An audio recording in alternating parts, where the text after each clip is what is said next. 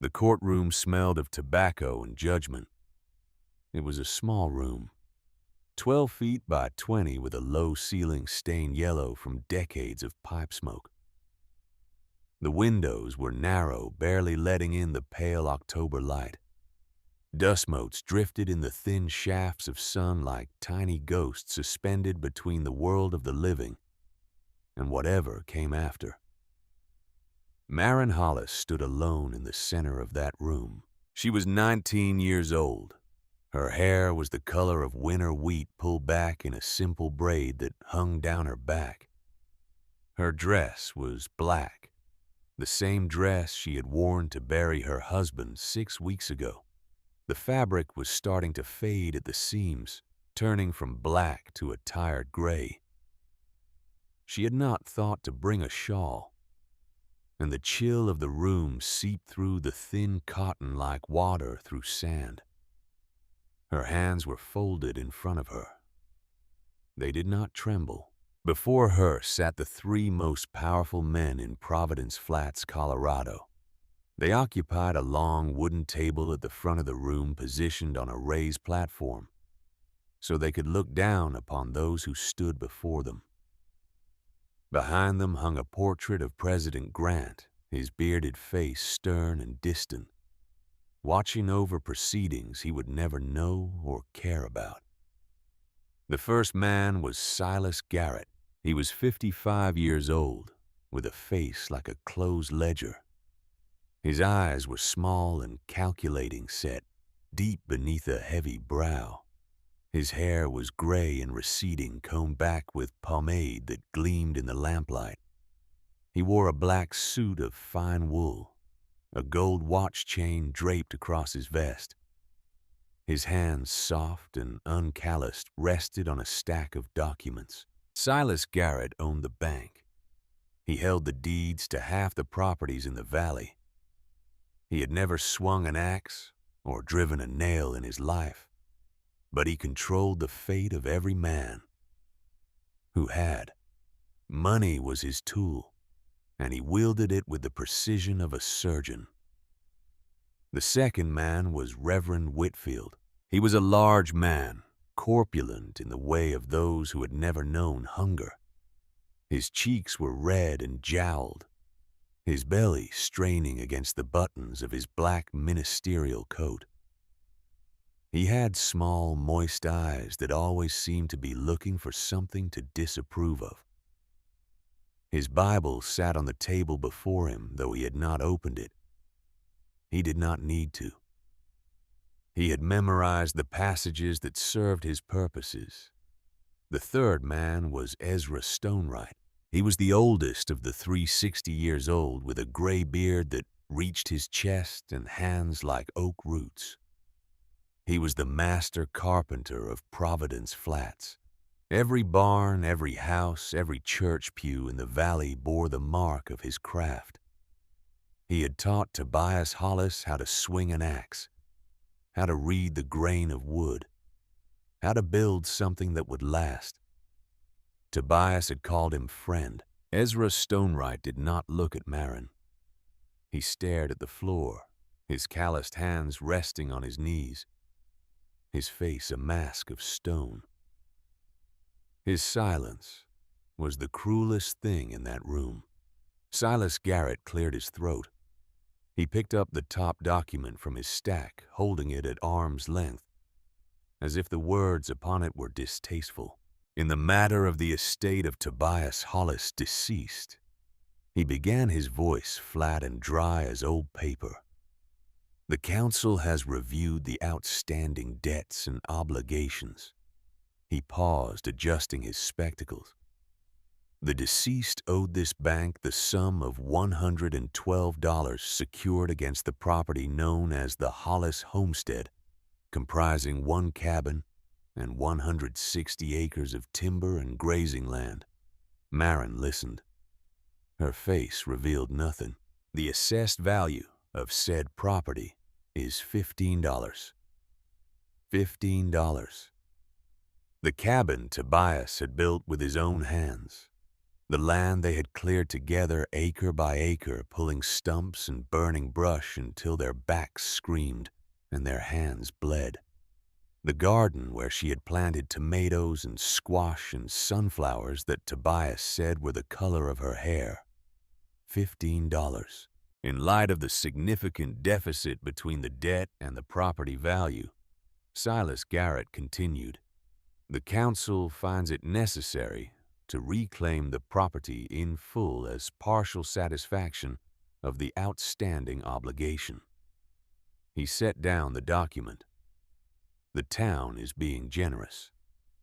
That word hung in the air. Generous. It floated in the tobacco smoke and the dust motes drifting between the narrow shafts of light. It settled on Marin's shoulders like a weight. She thought of Tobias. She thought of the morning he had left for the timber stand 6 weeks and 3 days ago. He had kissed her forehead the way he always did. His beard had been rough against her skin. He had smelled of coffee and pine sap, and he had told her he would be home before dark. He had not come home before dark. They had found him at the base of a ponderosa pine, 100 feet tall, and 3 feet thick at the base. The tree had been dead for years, hollowed out by rot and insects. It had looked solid from the outside, but inside it was nothing but dust and air. When Tobias had set his axe to a neighboring tree, the vibrations had traveled through the earth, and the dead pine had simply let go. It had fallen without warning. No crack, no groan, no chance to run. Tobias had been 31 years old. They had been married for 2 years. They had planned to have children in the spring. Now, Marin stood alone in a room that smelled of tobacco and judgment, and a man with soft hands was telling her the town was being generous. Reverend Whitfield leaned forward. His chair creaked beneath his weight. "It is a sad providence, child," he said. His voice was unctuous, coated in false sympathy like honey over vinegar. "A test of your faith. But the laws of man, like the laws of God, must be respected. Order must be maintained." He folded his hands over his Bible. "We must trust in the Lord's plan, even when we cannot see it." Marin looked at him. Her eyes were gray, the color of a winter sky before snow. They held no tears. The grief for Tobias had scoured her clean of tears days ago. What remained was something harder, something colder. She said nothing. Ezra Stonewright continued to stare at the floor. Silas Garrett produced another document from his stack. "The town and its charity offers you the use of the old trapper's shack down by Whisper Creek," he said. "It is situated on unclaimed land. We will overlook the matter of squatting for the season." For the season. The words meant until the spring thaw. If you survive that long. Marin knew the trapper's shack. Everyone in Providence Flats knew it. It had been abandoned for more than a decade, left to rot after old Cornelius Mudge had died of fever. In the winter of 1864, it was less a dwelling than a landmark, a pile of rotting planks that marked where the valley trail met the creek. No one had lived there in 12 years. No one had wanted to. It was a place for porcupines and decay. "You will vacate the Hollis property by sundown tomorrow," Silas Garrett said. "Any possessions you cannot remove will be considered part of the estate and will be liquidated to offset the remaining debt." He set down the document. He did not look at her. "This proceeding is concluded." For a long moment, no one moved. The dust motes continued their slow dance in the shafts of light. The portrait of President Grant stared down with his painted eyes. Somewhere outside, a horse nickered and stamped its hoof against the hard-packed dirt of the street. Then Maren spoke. "I see." 2 words, that was all. Her voice was steady, clear, without tremor or break. It was not the voice of a broken woman. It was not the voice of someone begging for mercy. It was the voice of someone who had heard a verdict and accepted it. Not the justice of it, the reality of it. Silas Garrett looked up, surprised. He had expected tears. He had expected pleading. He had prepared himself to be magnanimous in the face of a young widow's desperation, to offer some small additional kindness that would make him feel righteous. But there were no tears. Maren Hollis met his gaze directly. Her gray eyes held his for 3 full heartbeats. In that moment, something passed between them. It was not anger. It was not hatred. It was simply acknowledgement. She saw him for what he was, and he knew it. Then she turned and walked out of the courtroom, her footsteps steady on the wooden floor. The door closed behind her with a quiet click. The 3 men sat in silence. Reverend Whitfield shifted uncomfortably in his chair. "Poor child," he murmured. "I fear the shock has addled her mind. She did not even weep." Silas Garrett straightened his documents, tapping them against the table to align the edges. "She is young," he said. "The young are resilient. She will find her way." Ezra Stonewright said nothing. He rose from his chair, his movements slow and heavy like a man carrying a burden no one else could see. He walked to the door without a word, without meeting anyone's eyes. His boots were loud on the wooden floor. The door closed behind him with a sound like a coffin lid. Outside, the October wind was blowing down from the mountains. It carried the smell of pine and the first hint of winter, a sharpness in the air that cut through clothing and settled in the bones.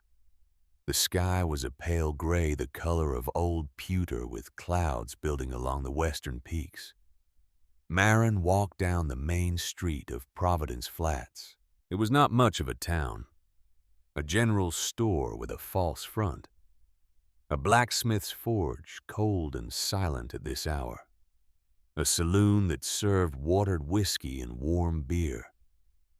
A church with a white steeple that pointed toward a heaven that seemed very far away. People watched her pass. They stood in doorways and behind windows, their faces a mixture of pity and relief. Pity because she was young and widowed and about to lose everything. Relief because it was happening to her and not to them. No one spoke to her. No one offered help. Maren did not expect them to.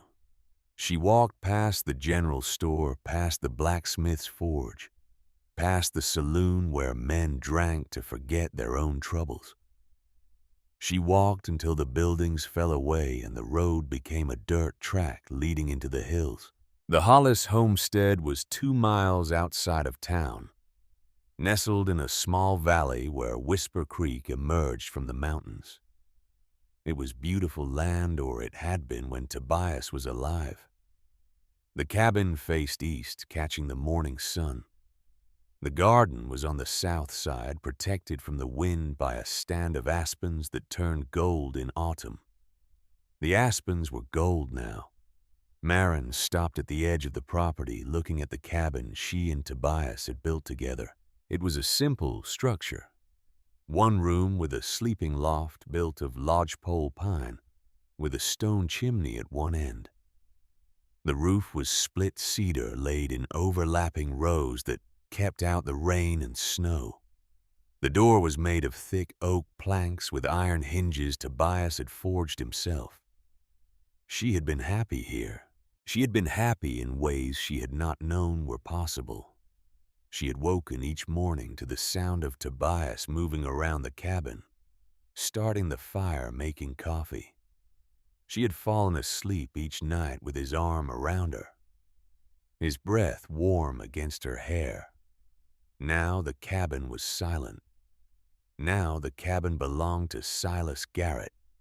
Marin walked to the door and pushed it open. The interior was cold. The fire had gone out days ago and she had not bothered to relight it. There seemed no point. The single room was neat and orderly, everything in its place. The bed she had shared with Tobias. The table he had made as a wedding gift. The rocking chair that had belonged to her grandmother. Her grandmother. Marin's eyes moved to the small trunk at the foot of the bed. It was an old trunk made of cedar with brass fittings green with age. It had belonged to her grandmother, Katrina, who had come to America from Norway in 1832, 44 years ago. Katrina had been a young woman then, barely older than Marin was now, fleeing a land of ice and darkness for the promise of something better. She had carried that trunk across an ocean. She had carried it across a continent. She had given it to Marin's mother, who had given it to Marin on her wedding day, along with the words, "Everything you need to survive is in here." Marin had thought her mother meant the quilts, the linens, the practical things a young bride would need to start a home. She had not looked deeper. Now she crossed the room and knelt before the trunk. The brass latches were stiff, corroded by time and neglect. She worked them with her fingers until they gave way with a soft click. The lid opened with a creak, releasing the smell of cedar and old paper. And something else, something that smelled like memory itself. Inside were the quilts, the linens, the practical things. And beneath them, wrapped in oilcloth, was a book. It was small, no larger than her two hands together bound in leather, that had gone dark with age. The pages were yellowed, covered in handwriting so faded it was barely visible. The writing was in Norwegian, a language Marin had heard but never learned to read. But there were drawings. Marin turned the pages slowly, carefully, as if handling something sacred. The drawings were detailed and precise, rendered in ink that had turned brown over the decades. They showed structures she did not recognize, cross-sections of buildings that seemed to be half buried in the earth, channels and pipes and chambers all connected in ways she did not understand. And there were notes, not in Norwegian, in English. Her grandmother had translated key passages, writing in the margins in a hand that Marin recognized from the letters Katrina had sent before she died. One passage was circled 3 times. Marin read it aloud, her voice barely a whisper in the empty cabin. The earth has 2 hearts, the fiery heart deep below where the old gods sleep, and the warm heart just beneath the frost where life waits for spring. The fiery heart we cannot touch, but the warm heart that is ours. The earth gives warmth to those who know how to ask. Marin stared at the words. She turned the page. There was a diagram, a cross-section of a small dwelling similar in size to a cabin. But beneath the floor was a chamber, an empty space connected to a long channel that ran underground, sloping gently down to a water source. The channel was labeled in her grandmother's hand, Teploi Corridor, the Warmth Corridor. Marin studied the diagram. She read the notes that surrounded it, her grandmother's careful explanations of how the system worked. The earth below the frost line maintained a constant temperature, regardless of the weather above. Moving water even in winter carried warmth from deep underground. If one could channel the air from these sources into a dwelling, one could keep the floor from freezing even in the coldest months. It was not a fire. It was not a furnace. It was breathing the earth's warmth. Maren looked up from the book.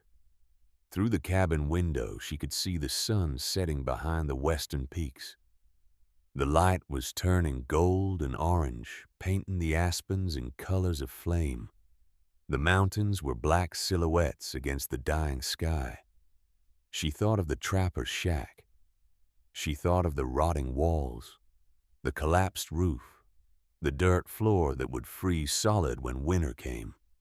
She thought of Silas Garrett's voice, flat and dry as old paper. The town is being generous. She thought of Reverend Whitfield's false sympathy, a test of your faith. She thought of Ezra Stonewright's silence, the cruelest blow of all. They expected her to fail. They expected her to come crawling back to the church, begging for a place as a scullery maid in someone's kitchen. They expected her to walk the 40 miles to the next settlement, a journey that would soon be impossible when the snows came. They expected her to simply give up and die a victim of circumstance and her own helplessness. They did not know her. They did not know that she was the granddaughter of Katrina Lindberg, who had survived 3 winters in the mountains of Norway with nothing but a knife and the knowledge passed down through generations of women who had learned to make the earth itself their ally. Maren closed the book. She held it against her chest, feeling the weight of it, the history of it, the promise of it. "They gave me dirt," she said to the empty cabin, to the ghost of Tobias, to the memory of her grandmother. "They gave me a ruin and dirt and a death sentence." She looked out the window at the darkening sky. "I will use the dirt to live." That night, Maren did not sleep in the bed she had shared with Tobias. She sat at the table he had made the small leather book open before her, a single candle flickering in the darkness. She read every page, studied every diagram, absorbed every note her grandmother had written in the margins. She began to understand. The principle was simple, elegant, born of necessity and observation. In the mountains of Norway, where winters lasted 8 months and temperatures dropped far below zero, the people had learned to build their homes in partnership with the earth, not in opposition to it. A trench dug deep below the frost line would access air that remained at a constant temperature, roughly 35 to 40 degrees, regardless of how cold it became above ground. If that air could be channeled into a dwelling through a carefully designed passage, it would prevent the floor from freezing. A floor that did not freeze was a floor that did not steal the warmth from sleeping bodies. A floor that did not freeze was the difference between life and death. The system her grandmother had described was passive. It required no fuel, no maintenance, no constant attention. It simply breathed, drawing in the stable air from the deep earth, and the creek bed circulating it beneath the floor, pushing out the colder, denser air through a vent on the opposite side. It was a lung made of stone and earth. It was survival itself. Maren made calculations by candlelight. The trapper's shack was approximately 12 feet by 14 feet, situated on a gentle slope 50 yards from Whisper Creek. The creek was fed by a mountain spring that never froze entirely, even in the deepest cold. She would need to dig a trench 8 feet deep to get below the frost line. The trench would run from beneath the center of the shack down the slope to the gravel bed of the creek. She estimated the distance at 60 to 70 feet. She would need materials, wooden planks for a new floor, some kind of pipe or channel to carry the air, nails, a grate to keep out animals. she would need money. She had no money. But she had something else. Marin's hand went to her throat to the small gold locket that hung there on a thin chain. Tobias had given it to her on their wedding day 2 years ago. Inside was a tiny pressed flower, a wildflower she had picked on the day he had proposed. It was the last thing of value she possessed. She held the locket in her palm, feeling the weight of it, the warmth of it against her skin. She remembered the day Tobias had clasped it around her neck, his fingers fumbling with the small clasp, his face flushed with happiness. "So you'll always have a piece of me close to your heart," he had said. Marin closed her fingers around the locket. Tomorrow she would sell it. Tomorrow she would buy planks and nails and pipe. Tomorrow she would begin to dig. But tonight she allowed herself one final moment of grief. She pressed the locket to her lips and she wept. The tears came silently without sound, running down her cheeks and falling onto the pages of her grandmother's book. They were the last tears she would shed for a long time. She was crying for Tobias. She was crying for the life they had planned and would never have. She was crying for the unfairness of a world that could take everything from a person and call it generosity. When the tears stopped, something had changed inside her. The grief was still there. It would always be there. But it had been joined by something else, something harder and more durable. Determination, not hope. Hope was a luxury she could not afford. Determination was different. Determination was a decision. It was choosing to fight even when the odds were impossible. It was refusing to accept the verdict that others had passed upon her. They had sentenced her to death. She had not agreed. Marin wiped her eyes with the back of her hand. She closed her grandmother's book and wrapped it carefully in the oilcloth. Then she began to pack. The next morning dawned cold and gray. Frost painted the dead grass in strokes of silver. Marin's breath came out in clouds of white vapor as she loaded her possessions onto the small cart that had belonged to Tobias. She did not take much. She could not take much. The cart was small and the distance to the trapper's shack was significant, and she would have to make the journey alone. She took the cast-iron stove. It was heavy, but it was essential. She took her bedroll, her blankets, her quilts. She took a box of kitchen implements, a pot, a pan, a kettle, a few tin plates and cups. She took Tobias's tools, the axe, the saw, the hammer, the pickaxe, the shovel, the spirit level, the measuring tape, everything he had used to build their cabin, everything that now represented her only chance of survival. And she took the trunk with her grandmother's book. When the cart was loaded, she stood for a moment at the door of the cabin, looking back at the life she was leaving behind. The table Tobias had made, the rocking chair that had belonged to her grandmother, the bed where she had slept in his arms. She could not take them. They were too large, too heavy, too much. They would belong to Silas Garrett now. Marin closed the door. She did not look back again. The walk to the trapper's shack took 3 hours. The cart was heavy and the road was rough, and several times the wheels caught in ruts, and she had to stop and lift and push and strain until they came free. Her arms ached. Her back ached. Her feet ached from walking in boots that were beginning to wear thin. But she did not stop. She passed through the town of Providence Flats just after noon. People watched her go. They stood in doorways and behind windows just as they had the day before. Some whispered to each other. Some shook their heads in pity.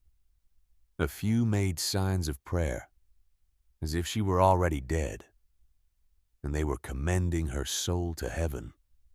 No one offered to help. Maren did not expect them to. She walked past the general store and stopped. This was the moment she had been dreading.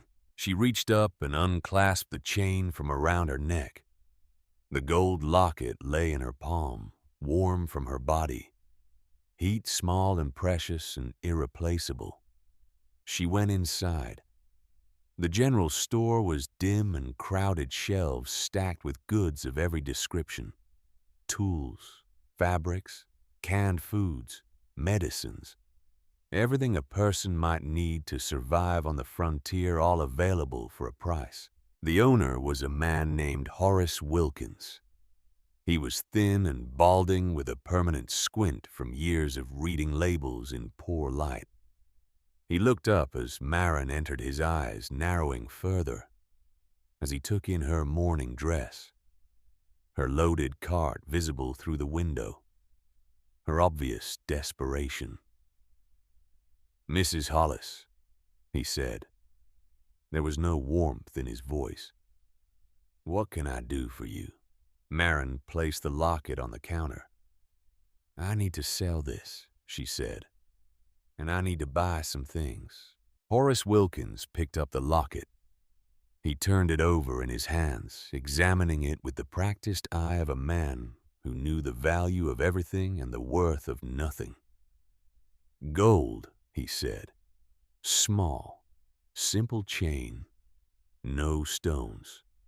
He opened the locket and looked at the pressed flower inside. "Sentimental value only," he said, closing it. "I can give you $7. It was worth at least 15. Maren knew it. Horace Wilkins knew it. But Maren was desperate, and desperate people could not negotiate. $7, she said. "I accept." Horace Wilkins smiled. It was not a pleasant smile. He counted out $7 in coins and small bills, pushing them across the counter toward her. "What do you need to buy?" Maren consulted the list she had made by candlelight the night before. 20 rough-cut pine planks, 10 feet long, 1 foot wide, she said. 1 box of nails. 3 lengths of 6-inch terracotta drainage pipe. Horace Wilkins raised his eyebrows. "Building something." "Improving my new residence."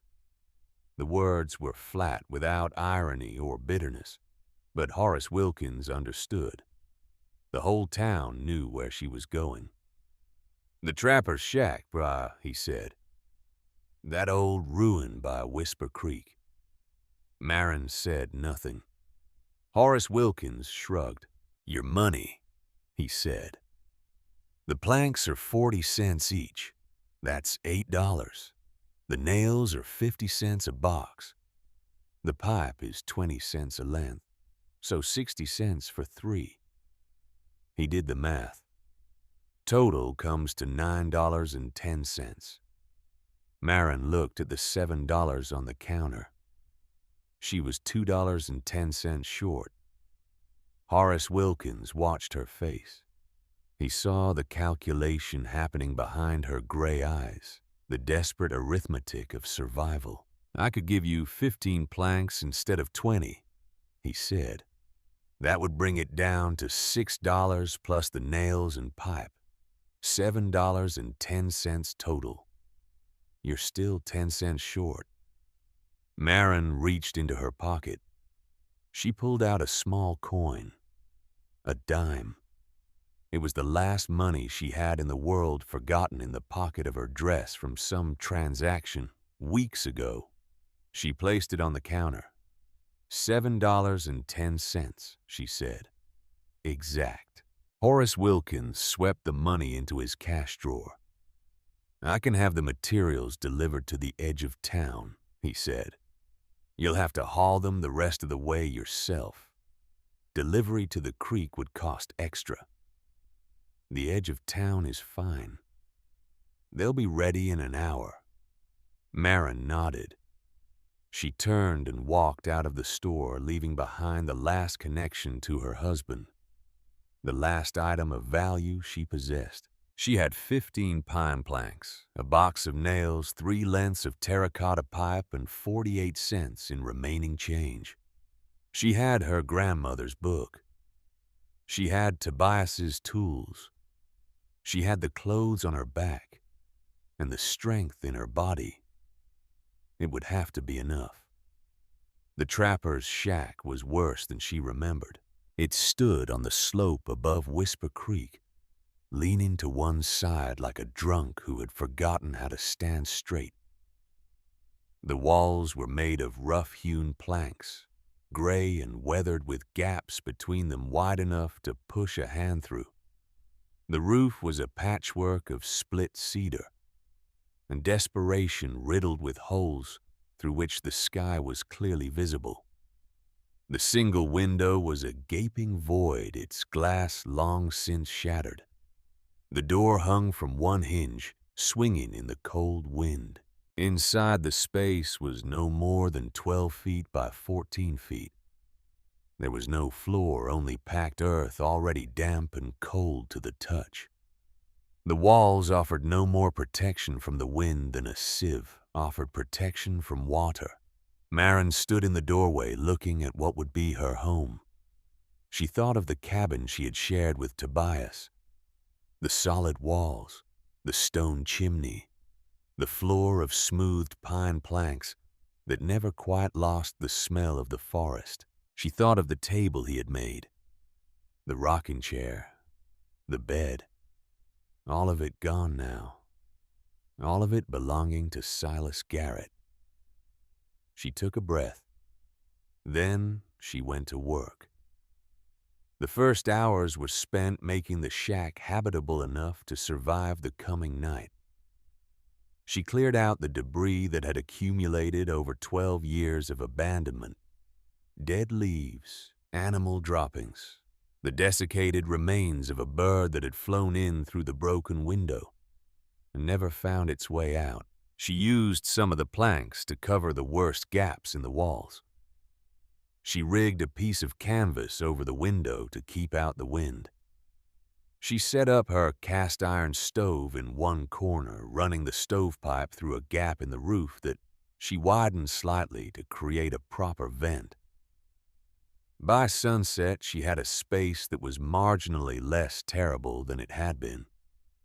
She cooked a small meal of beans and cornmeal, eating alone in the gathering darkness. She read her grandmother's book by candlelight, studying the diagrams of the warmth corridor, committing every detail to memory. She slept fitfully, wrapped in every blanket she owned, the cold seeping up from the ground and into her bones. The frost came before dawn. It painted the dead grass in strokes of silver and turned her breath into clouds of white vapor. The temperature inside the shack was barely warmer than the temperature outside.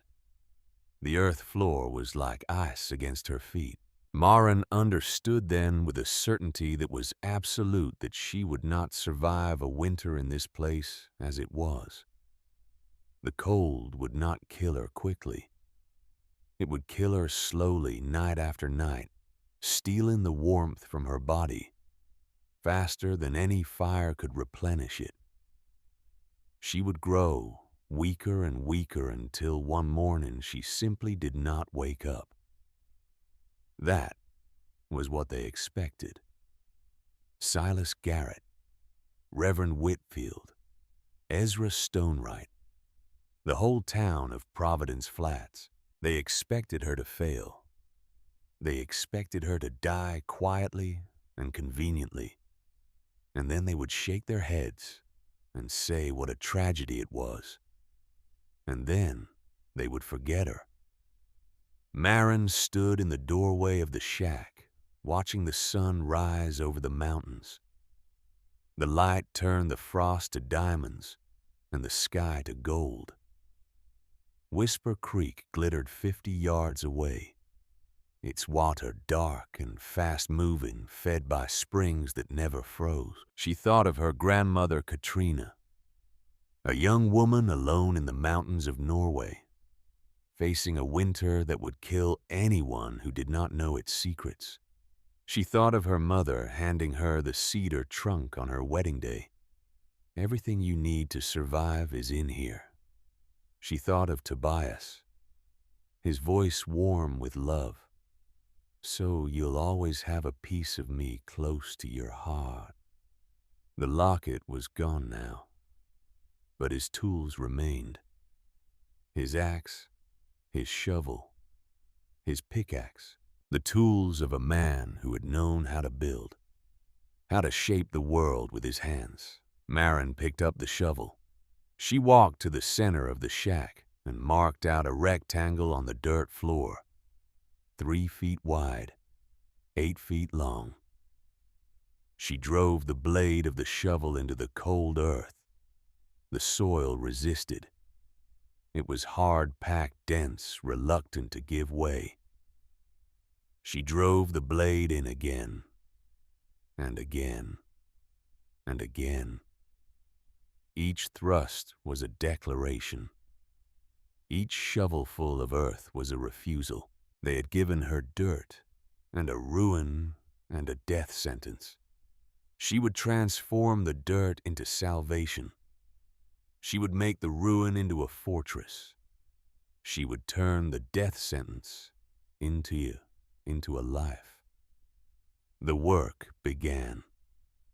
The morning of October 16th, 1876 broke cold and clear. Maren stood at the center of the shack, looking down at the rectangle she had marked in the dirt floor. 3 feet wide, 8 feet long. The dimensions of her grandmother's diagram, the starting point of the warmth corridor that would either save her life or prove to be the folly that everyone expected. She had never dug a trench before. She had never built anything more complicated than a garden fence. She was 19 years old, alone with 48 cents to her name, and a winter coming that would kill her if she failed. She picked up Tobias's pickaxe and swung. The blade bit into the earth with a dull thunk.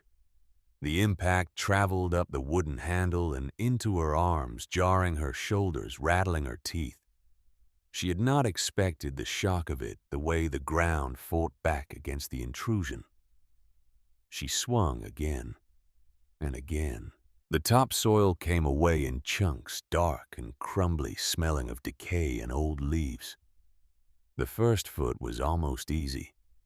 The earth here was soft, loosened by years of rain and frost, home to worms and beetles that scattered in blind panic as their world was torn apart.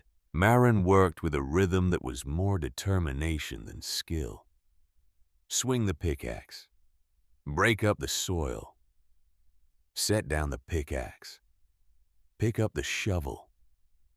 Scoop the loose earth into the bucket. Carry the bucket outside. Dump it on the growing pile. Return.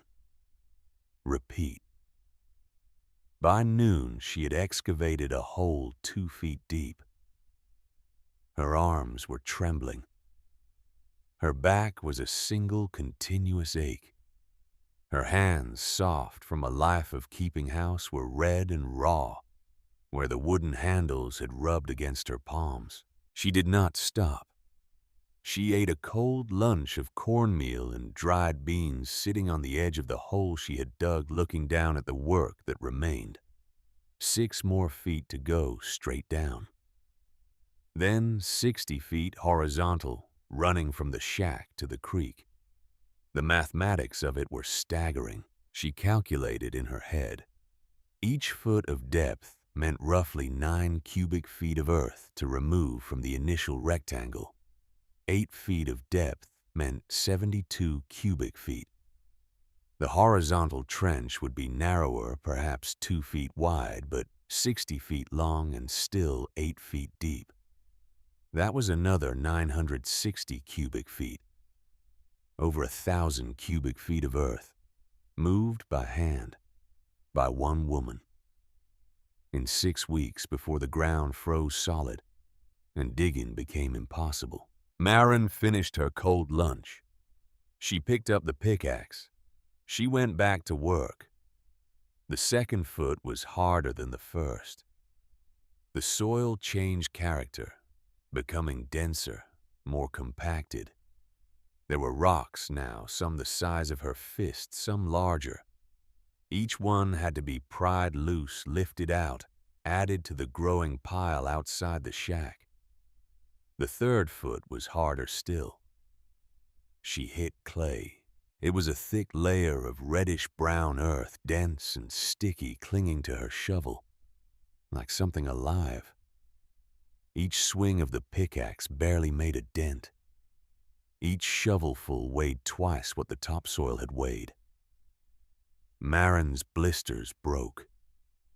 The clear fluid inside mixed with the clay dust to form a paste that stung and burned. She wrapped her hands in strips torn from an old petticoat, but the blood soaked through within an hour. She did not stop. She could not stop. Every hour she rested was an hour the winter grew closer. By the end of the first day, she had excavated 4 feet of the initial hole. She was halfway to the frost line. Her entire body was a symphony of pain. Muscles she had never known existed screamed for rest. She cooked a small dinner. She read her grandmother's book by candlelight, studying the diagrams, making sure she understood every detail. She slept like the dead. The second day was worse. Her body had stiffened overnight. Every movement was agony. Her hands were swollen, the torn skin crusted with dried blood. She could barely close her fingers around the handle of the pickaxe. She went to work anyway. The fifth foot brought new challenges. The clay gave way to a layer of gravel and small stones, remnants of an ancient riverbed that had flowed here thousands of years before. The stones were easier to dig than the clay, but they kept collapsing back into the hole, undoing her work. She learned to shore up the sides with some of her precious planks, creating a wooden frame that held the walls in place. The sixth foot was solid rock, not a layer of rock, a boulder, a massive granite stone that had been deposited here by a glacier in some ice age beyond memory. Maren stood at the bottom of her hole 6 feet deep, looking at the gray surface of the boulder. It filled the entire width of the trench. It was immovable. It was impossible. She sat down in the dirt and stared at it. For a long moment, she felt the despair rising in her chest. This was the end. This was where her plan died. She could not move a boulder. She could not dig through solid granite. She would have to abandon the trench, abandon the warmth corridor, abandon any hope of survival. Then she remembered her grandmother's book. She climbed out of the hole and retrieved it, bringing it back down into the earth with her. She turned the pages until she found what she was looking for, a note in Katrina's handwriting. When you meet the bones of the mountain, do not fight them. Go around. The earth is patient. Be patient with it. Maren looked at the boulder. She looked at the walls of her trench. She began to dig sideways. It took her 3 days to excavate around the boulder, creating a detour in her trench that added 4 feet to the total length. The work was awkward and cramped. She had to dig lying on her side, passing buckets of earth up to the surface through the narrow shaft she had created. But she got around it. By the end of the first week, she had reached the full depth of 8 feet. She stood at the bottom of her hole looking up at the square of gray sky above her. The walls of the trench rose around her like the sides of a grave. The air was cool and damp, smelling of minerals and deep earth. She had done it. She had reached below the frost line. Now the real work began. On the third day of digging they came. Maren was waist deep in the hole, covered in dirt and sweat despite the cold, when she heard footsteps outside the shack. Heavy footsteps. Men's footsteps. She climbed out of the hole and straightened, pushing a strand of hair back from her face with a mud-caked hand. Ezra Stonewright stood in the doorway. Reverend Whitfield stood behind him. They looked at the hole in the floor. They looked at the pile of earth outside. They looked at Maren, her black mourning dress now brown with clay, her hands wrapped in bloody rags, her face streaked with dirt and determination. Ezra Stonewright stepped inside. He was a big man, broad-shouldered and thick-armed, with hands that had shaped wood for 40 years. He walked to the edge of the hole and looked down, his gray beard brushing his chest as he bent forward. He grunted. "Good heavens, child," Reverend Whitfield exclaimed from the doorway. His voice was thick with concern, the kind of concern that expected gratitude in return. "What is the meaning of this?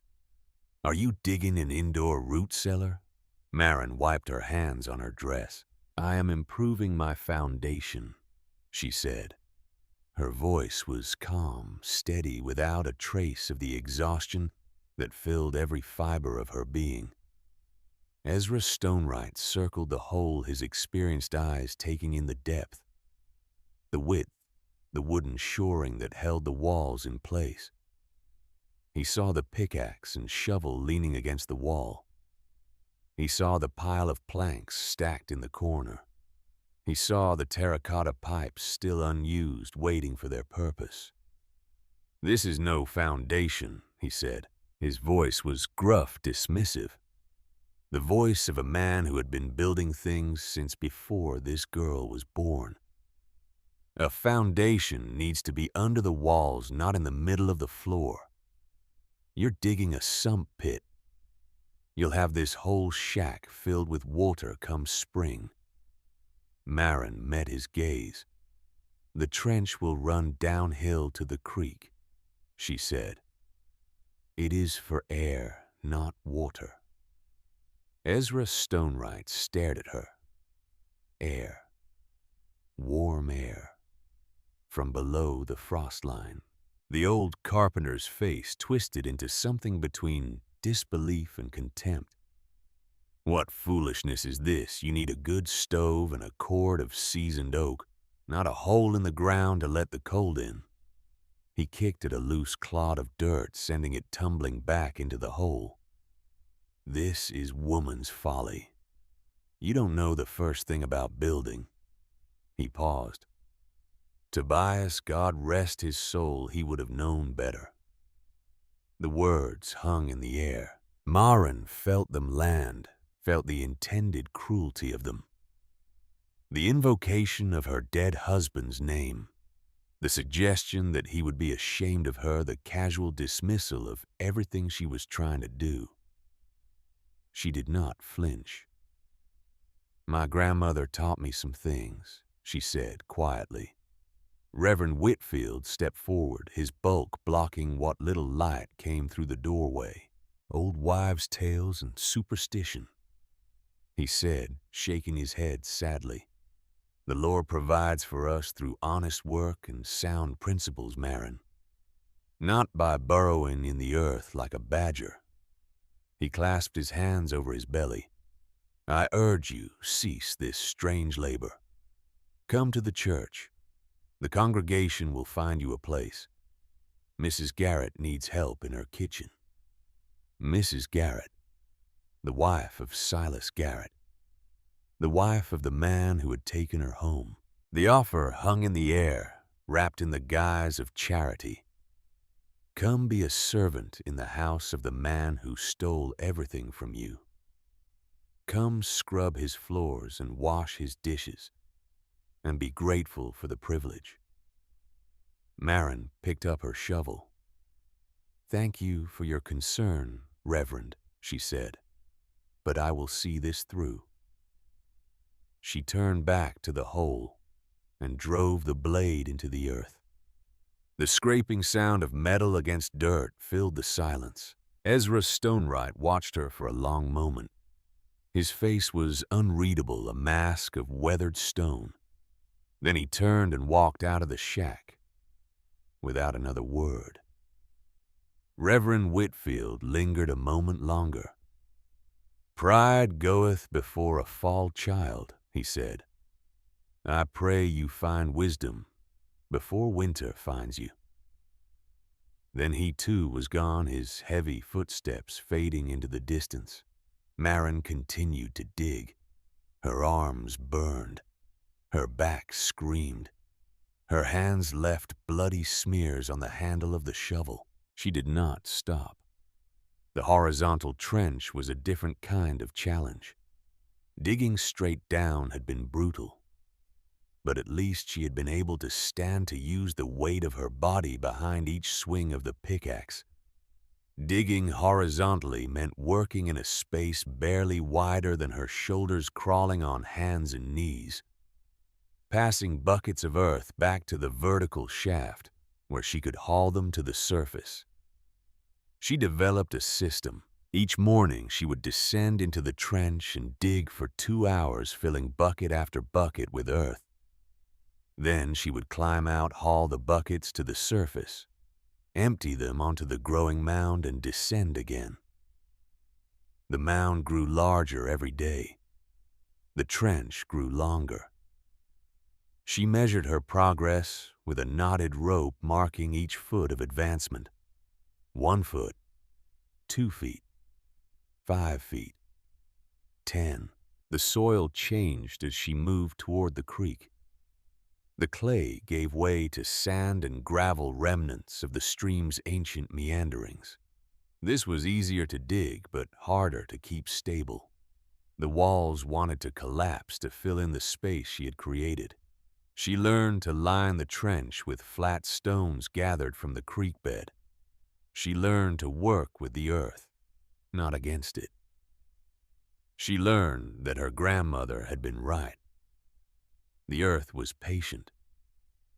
You had to be patient with it. By the end of October, she had excavated 30 feet of horizontal trench. By the middle of November, she had reached 50 feet. The work transformed her. Her hands, once soft and smooth, became calloused and hard. The blisters healed, replaced by thick pads of tough skin that no longer tore or bled. Her arms, once slender, developed muscles she could see moving beneath the skin. Her back, once prone to aching after a day of housework, became strong and flexible, capable of hours of labor without complaint. She ate little.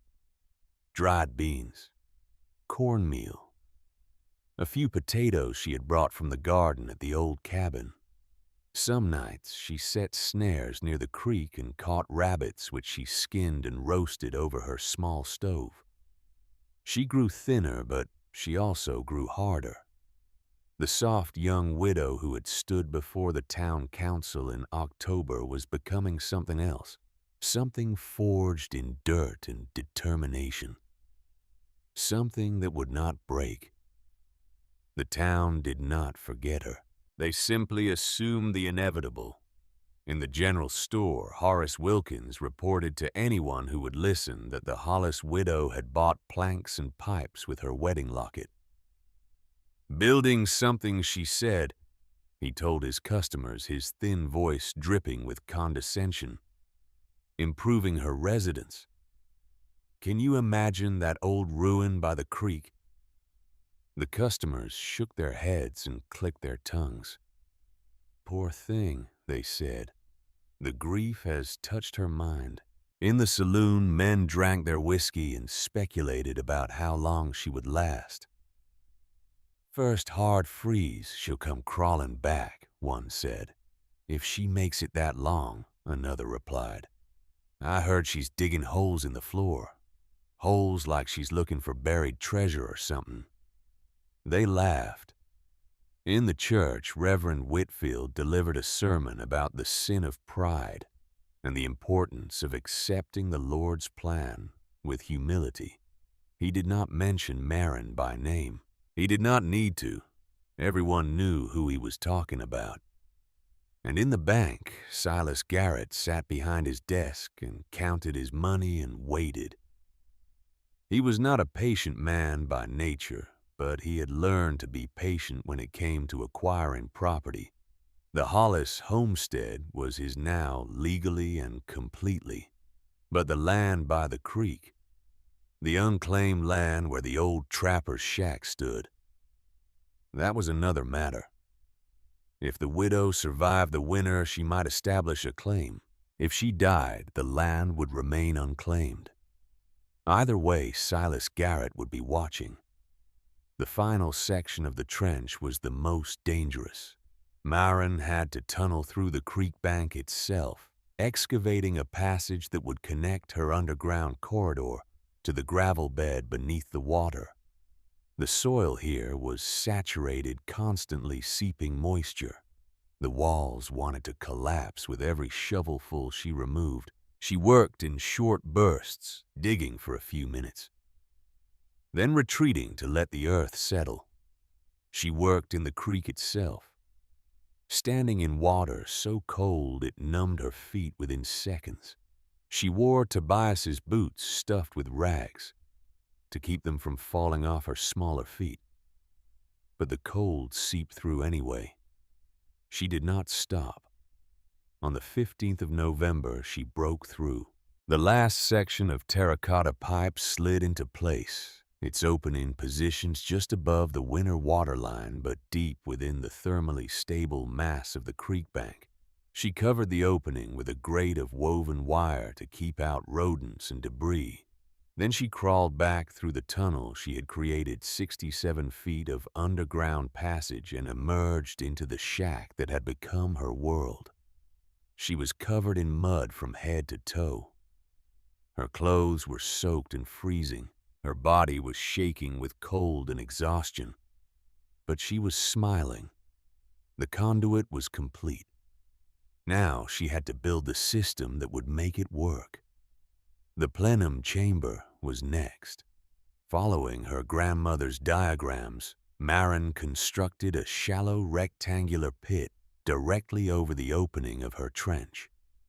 2 feet deep, lined with the remaining planks, sealed with clay and pitch to make it airtight. Above the plenum, she laid the new floor. This was delicate work requiring precision she had never attempted before. Each plank had to be fitted tightly against its neighbors, leaving no gaps for the warm air to escape. She used Tobias's tools, his hammer and his saw, and his spirit level working with a care that would have made him proud. She left 2 openings. One was directly over the plenum, covered with a wooden grate that would allow the warm air to rise into the room. The other was at the far end of the shack, a small vent near the wall that would let the colder, heavier air escape. The principle was simple. Warm air rises.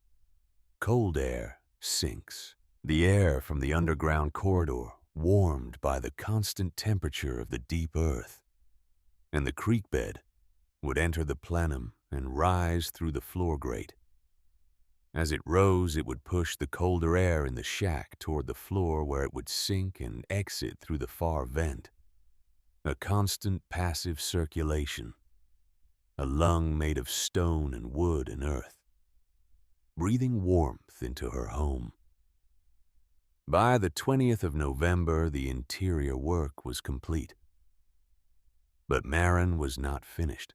She spent the next 10 days insulating the shack itself.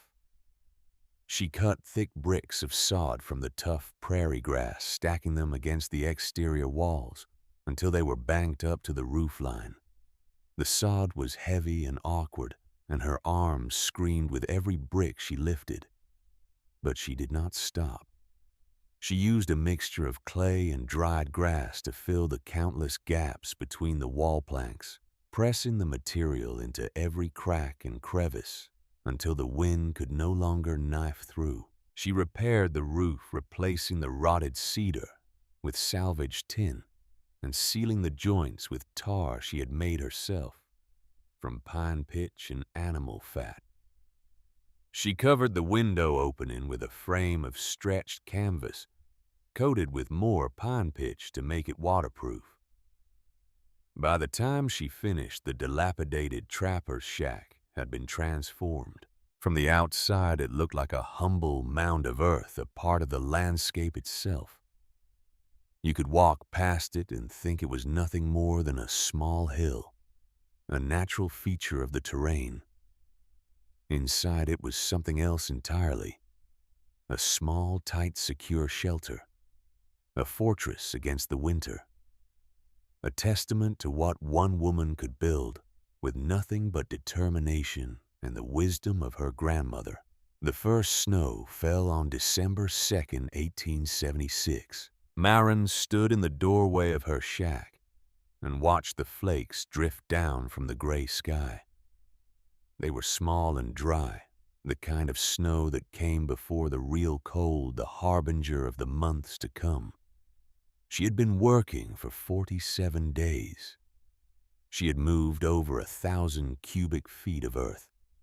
She had dug a trench 67 feet long and 8 feet deep. She had built a floor and a plenum and a circulation system that existed nowhere else in Providence Flats, nowhere else in Colorado, perhaps nowhere else in America. And now, for the first time since Tobias died, she rested. She lit a small fire in her stove. She made a pot of tea from dried herbs she had gathered near the creek. She sat in the single chair she had brought from her old life, wrapped in a quilt her grandmother had made, and she read Katrina's book by the light of a single candle. The snow continued to fall. The temperature dropped. By evening, it was well below freezing outside. The snow had accumulated several inches, covering the ground in a blanket of white. The wind had picked up, howling around the corners of the shack, seeking entry. It did not find any. The walls held, the roof held, and the floor was warm. Maren knelt and placed her palm flat against the wooden planks. They were cool to the touch, but not cold. Not the bone-deep, life-stealing cold of frozen earth. She could feel a faint current of air rising from the grate, so subtle it was almost imperceptible. But it was there. 38 degrees. Not warm by any standard. But 38 degrees was not 10 degrees. 38 degrees was not 0. 38 degrees was not 20 below. 38 degrees was survival. Maren sat back on her heels. And for the first time since Tobias had died, she wept. The tears came without warning, rising up from some deep place inside her that she had kept locked and sealed for 2 months. They spilled down her cheeks and fell onto the wooden floor, the floor she had built with her own hands, the floor that was gonna save her life. She wept for Tobias.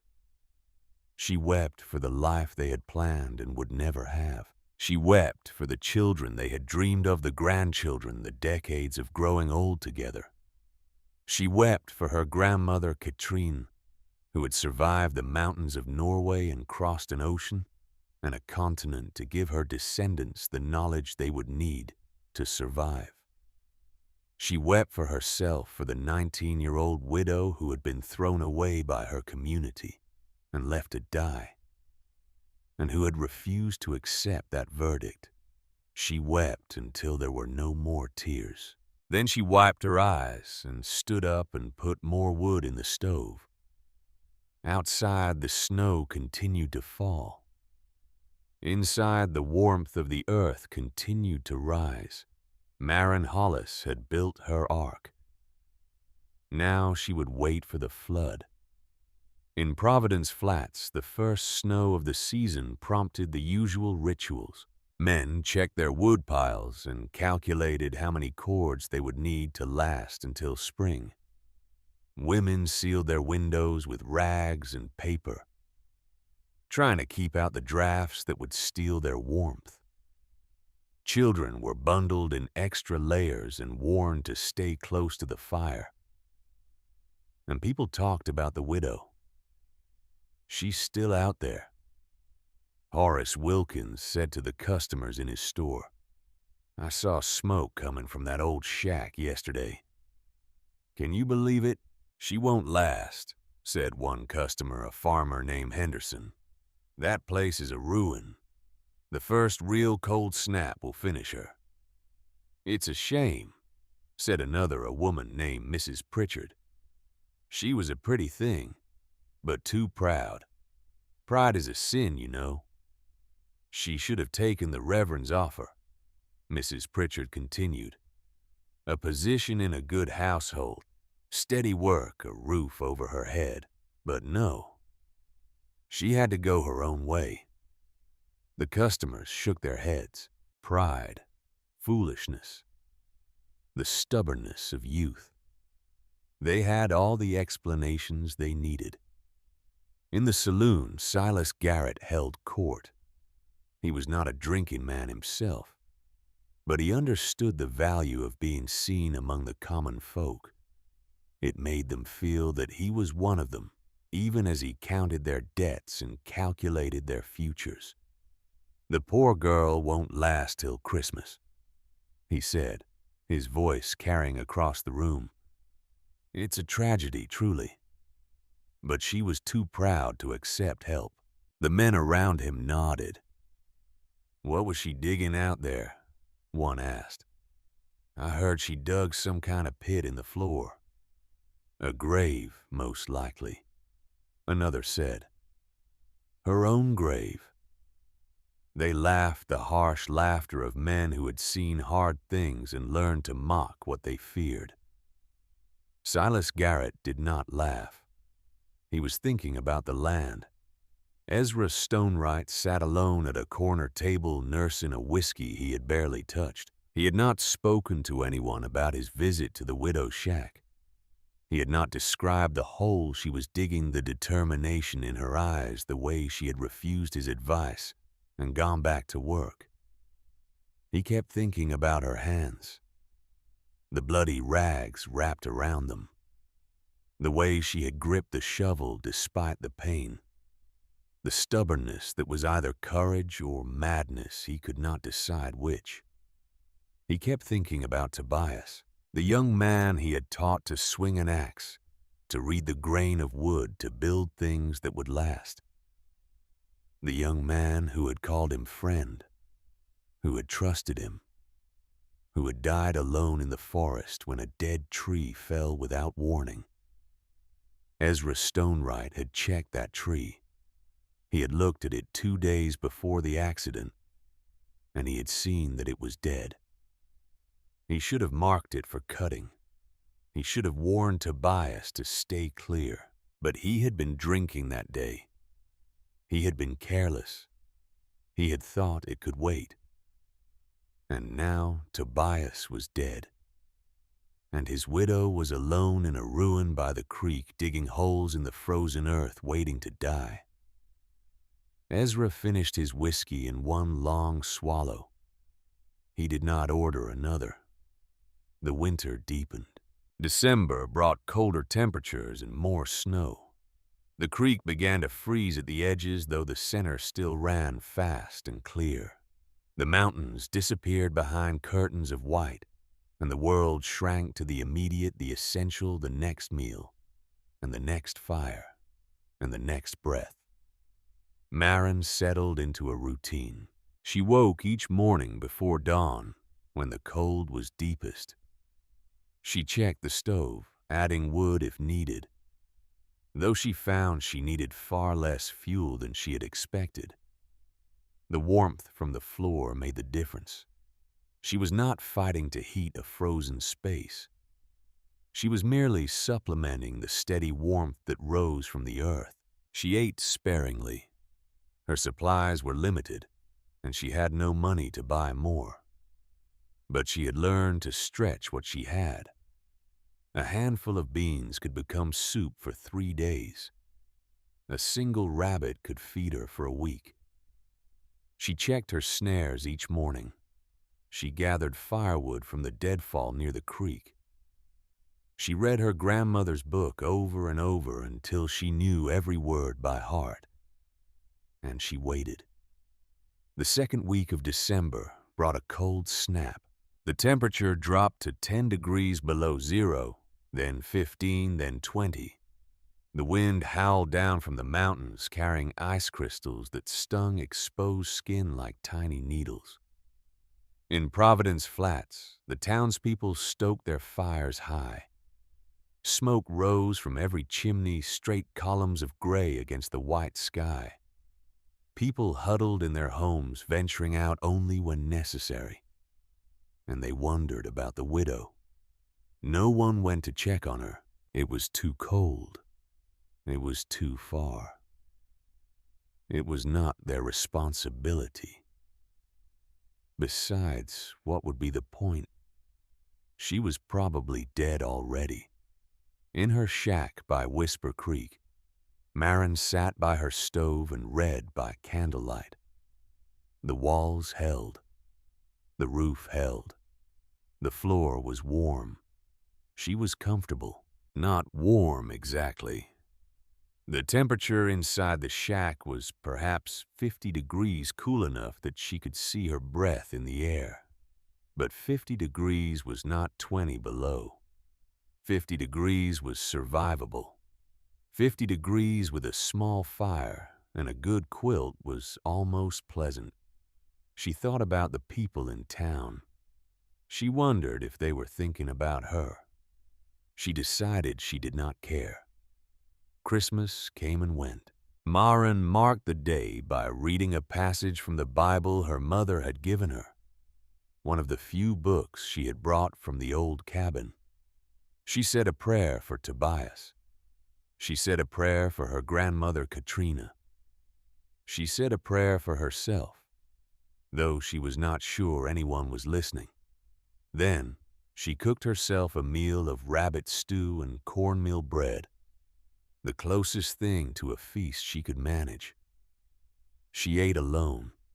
She was not lonely. She had passed through loneliness somewhere in the endless days of digging, in the hours of back-breaking labor, in the transformation from soft young widow to something harder and more durable. She was alone, yes, but alone was not the same as lonely. Alone was just a fact. She could live with facts. New Year's Day, 1877, arrived without ceremony. The temperature was 5 below zero. The snow was 3 feet deep. The world outside was a blank white page, unmarked and unwritten. Maren stood in the doorway of her shack, looking out at the frozen landscape. 2.5 months had passed since the town council had sentenced her to die. She was still alive. Her system worked. Her grandmother's knowledge was real. The earth was breathing warmth into her home just as Katrina had promised, just as the women of Norway had known for generations. She thought about Silas Garrett in his big house feeding logs to his fireplace, watching his servants scurry to keep the cold at bay. She thought about Reverend Whitfield in his church preaching about the will of God while his wife shivered in her pew. She thought about Ezra Stonewright in his workshop surrounded by the tools of his trade, the master builder who had mocked her trench and called it folly. She wondered what they would think if they could see her now. She decided again that she did not care. She had not built this for them. She had built it for herself. She had built it to survive. and she was surviving. The snow continued to fall. January arrived with teeth. The cold deepened. The days shortened. The sun, when it appeared at all, was a pale disk that offered light without warmth, beauty without mercy. In Providence, Flats, the rhythm of winter settled into familiar patterns. People moved from house to store to church and back again, their paths through the snow, becoming rutted trails that froze into ice and had to be navigated with care. They stopped talking about the widow. What was there to say? She was dead by now, certainly. No one could survive a winter in that old ruin. It was sad, yes. It was a tragedy. But life went on. Some things were simply beyond hope. And then the blizzard came. The storm began on the evening of January 18th, 1877. It did not announce itself with thunder or lightning. It did not arrive with the dramatic fury of a summer tempest. It came quietly, almost gently, like a predator that knows its prey cannot escape. The first sign was the sky. All afternoon, the clouds had been building along the western peaks, piling up in great masses of gray and purple that seemed to swallow the mountains whole. By 4 o'clock, the sun had disappeared entirely, though sunset was still 2 hours away. The light turned strange, flat, and shadowless, as if the world had been drained of dimension. Then the snow began. It did not fall in flakes. It fell in tiny, hard pellets, ice crystals that hissed against the roof of Marin's shack, like sand against glass. The sound was constant, relentless, a whisper that grew steadily louder as the evening deepened. Marin stood at her canvas-covered window, watching the white curtain descend. She had seen snowstorms before. She had lived through hard winters, cold nights, the brutal indifference of nature to human comfort. But something about this storm felt different. There was a weight to it, a pressure in the air that made her ears ache and her chest feel tight. She checked her supplies. Firewood stacked along the wall. Enough for 2 weeks, maybe 3 if she was careful. Food. Dried beans, cornmeal, salt pork, a few potatoes beginning to sprout. Enough for a month. Water. The creek was 50 yards away, but she had filled every container she owned that morning. Some instinct warning her that the trip might soon become impossible. She was as ready as she could be. She lit a fire in her stove. She made a pot of soup. She sat in her chair, wrapped in her grandmother's quilt, and listened to the ice pellets hiss against the roof. By morning, the world had vanished. Marin woke to a sound she did not recognize. It was a roaring, a howling, a great sustained shriek that seemed to come from everywhere at once. For a moment, lying in her bedroll in the darkness, she thought she was still dreaming. Then she opened her eyes. The shack was shaking, not dramatically, not violently, but with a constant tremor that she could feel through the floor beneath her. The walls creaked and groaned. The roof rattled. Small cascades of dirt sifted down from the sod, banking, drifting through gaps she had not known existed. She got up and went to the window. The canvas covering was bulging inward, pressed by a force that seemed almost liquid in its insistence. She could see nothing through it. Nothing but white. She went to the door. It would not open. She pushed harder, putting her shoulder against the rough wood, and felt it give an inch, then 2. Through the gap she saw why.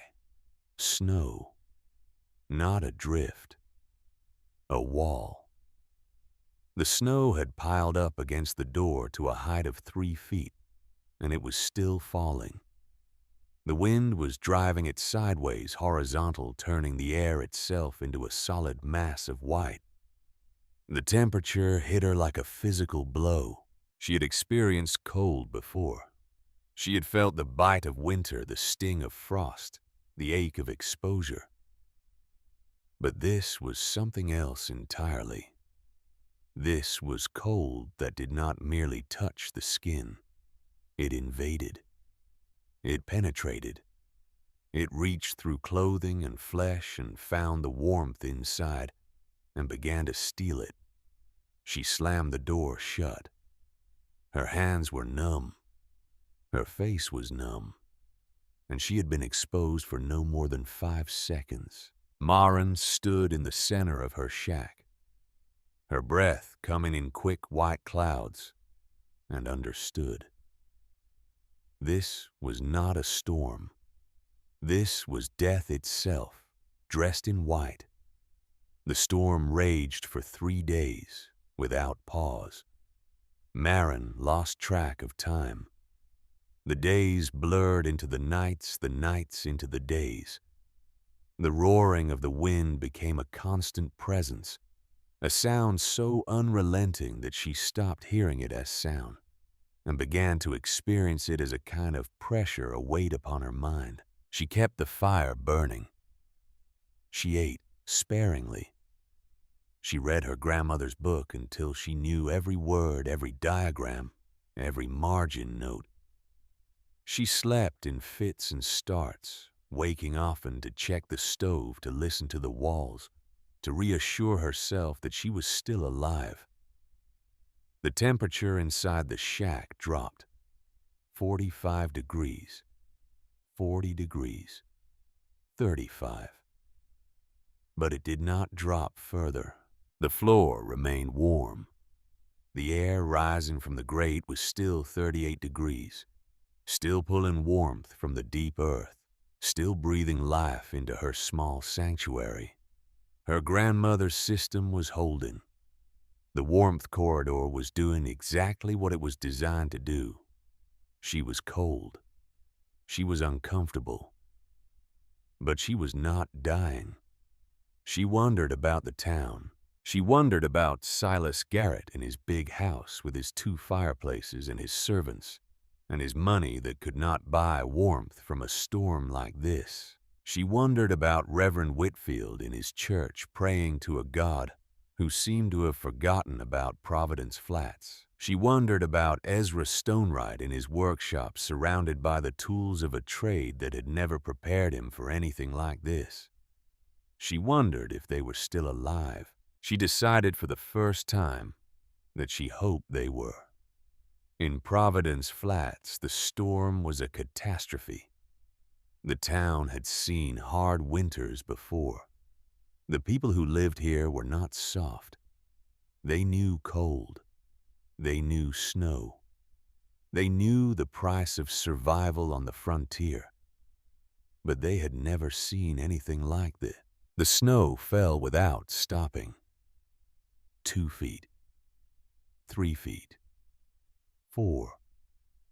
The wind piled it into drifts that reached the roof lines, that buried doors, that turned the streets into canyons of white from which there was no escape. The temperature dropped. 20 below zero. 30 below. 40 below. 42 degrees below 0 Fahrenheit. At that temperature, exposed skin freezes in seconds. At that temperature, metal becomes so cold it burns like fire. At that temperature, the air itself becomes an enemy, searing the lungs with every breath. The people of Providence Flats retreated into their homes and tried to survive. They failed. The problem was the floors. Every house in town had been built the same way. Log walls chinked with mud and moss. Wooden floors laid over crawl spaces that provided ventilation in summer. Stone chimneys rising through shingled roofs. Sound construction. Proven methods. the accumulated wisdom of generations of frontier builders. But that wisdom had never accounted for cold like this. The ground beneath the houses froze solid. The frost penetrated deeper and deeper, 6 feet, 8 feet, 10 feet down. The crawl spaces beneath the floors became chambers of ice, and that ice radiated cold upward through the wooden planks. The floors froze, and when the floors froze, the houses became traps. Heat rises. Every child knows this. The warmth from a fireplace or a stove climbs toward the ceiling, pooling in the highest parts of a room. The cold air sinks, settling near the floor. In a normal winter, this was merely uncomfortable. You wore thick socks. You kept the fire burning. You adapted. But in a cold like this, the difference between the air at the ceiling and the air at the floor was not a few degrees. It was 40 degrees, 50 degrees. The ceiling might be warm enough to survive. The floor was cold enough to kill, and the fires could not keep up. The people of Providence Flats burned their wood piles. They burned their furniture. They burned their books, their newspapers, their children's toys. The heat went up the chimney. The cold came up through the floor. It was a battle they could not win. Silas Garrett's house was the largest in town. It had 2 stories, 6 rooms, 2 massive fireplaces, and a cast-iron stove in the kitchen. It had been built to impress, to demonstrate the wealth and status of its owner, to stand as a monument to success. By the second day of the storm, it was uninhabitable. The downstairs rooms had become ice caves. The windows were coated in frost, so thick you could not see through them. The floors were covered in a rime of ice that crackled underfoot. Silas Garrett and his family, including his wife and 2 young children, retreated to a single upstairs bedroom. They brought the mattresses from the other beds. They brought every blanket in the house. They stuffed rags under the door to keep out the cold that seeped up the stairs. They burned the furniture from the guest room, the chairs, the wardrobe, the writing desk that had belonged to Silas Garrett's grandfather. They burned everything that would burn. It was not enough. By the 3rd day, Silas Garrett's youngest child, a boy of 6, had stopped shivering.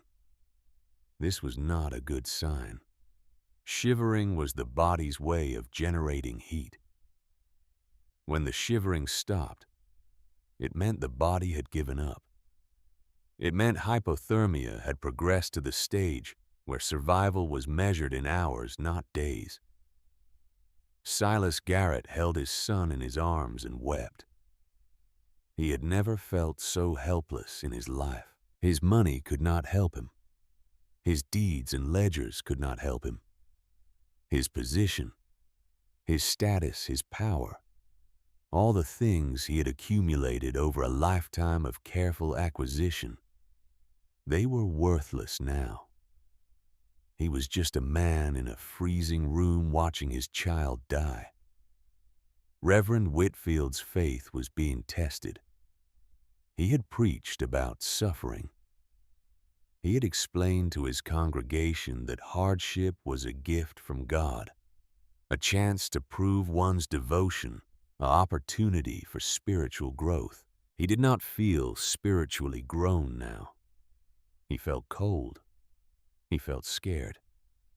He felt the certainty of death pressing down on him like a physical weight. His wife was ill. She had been sick for 2 days, a rattling cough that grew worse with each hour. The cold air was killing her breath by breath. They had burned everything. The firewood was gone. The furniture was gone. The books were gone.